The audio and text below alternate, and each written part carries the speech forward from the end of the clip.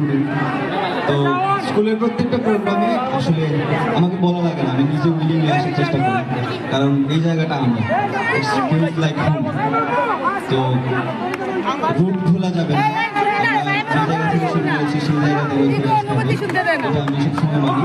এবং তোমরা যারা সামনে আছো, আমার ছোট ভাই বোনেরা, সবাইকে আমি বলবো যে তোমরা সবসময় রুটের কাছে ফিরে আসবা, শেকরের কাছে ফিরে আসবা। তো কথা না বাড়িয়ে শুরু করছি, গান করবো।